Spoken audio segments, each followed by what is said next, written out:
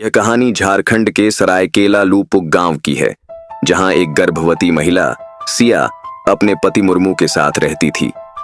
सिया 7 महीने की गर्भवती थी और अपने पहले बच्चे को लेकर बेहद खुश थी। मुर्मू सिया का बहुत ख्याल रखता था और वे दोनों मिलकर अपने आने वाले बच्चे के सपनों को बुन रहे थे। लेकिन उनके घर के पास एक पुरानी खंडहर घर हुआ करती थी, जिसके बारे में गांव में कई डरावनी कहानियां मशहूर थीं। कहते थे कि उस घर में एक औरत की आत्मा भटकती है, जिसने अपने बच्चे को जन्म देते समय अपनी जान गंवा दी थी।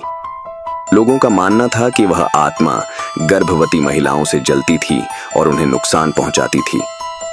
सिया ने इन बातों पर कभी ध्यान नहीं दिया, लेकिन एक रात अजीब घटनाएं शुरू हुईं। आधी रात को सिया ने अपने कमरे में किसी के रोने की आवाज सुनी। वह डर के मारे उठी और देखा कि खिड़की के बाहर एक धुंधली परछाई खड़ी थी।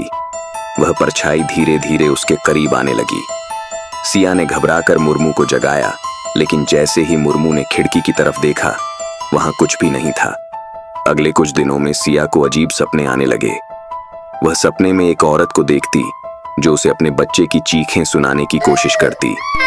सिया ने महसूस किया कि वह औरत उससे कुछ कहना चाहती है, लेकिन उसकी आवाज अस्पष्ट होती थी। एक दिन सिया ने अपनी दाई, जो गांव की पुरानी औरत थी, उसे बात की। दाई ने उसे बताया कि उस घर में रहने वाली औरत का नाम रमा था। रमा को उसकी सास ने तंत्र मंत्र के चक्कर में बलि चढ़ा दिया था जब वह गर्भवती थी।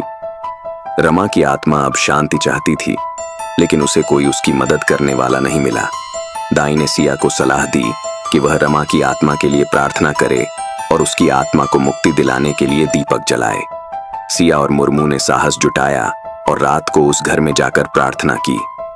जैसे ही उन्होंने दीपक जलाया, घर में एक तीव्र हवा चली और सिया ने रमा की परछाई को मुस्कुराते हुए देखा। उसके बाद सिया के सपने बंद हो गए और उसका गर्भ स्वस्थ रहा। लेकिन उस घटना ने सिया और मुर्मू को हमेशा के लिए बदल दिया। उन्होंने समझा कि आत्माएं भी शांति की तलाश में होती हैं और हमें उन्हें उनके दर्द से मुक्ति दिलाने की कोशिश करनी चाहिए। यह कहानी रहस्य और भय से भरी थी, लेकिन अंत में यह सिखाती है कि प्रेम और करुणा से हर डर को हराया जा सकता है। ऐसी ही अमेजिंग स्टोरी और इंडियन गॉड्स मिथोलॉजी फैक्ट को सुनने के लिए फैक्टोने को लाइक, शेयर, सब्सक्राइब करना ना भूले।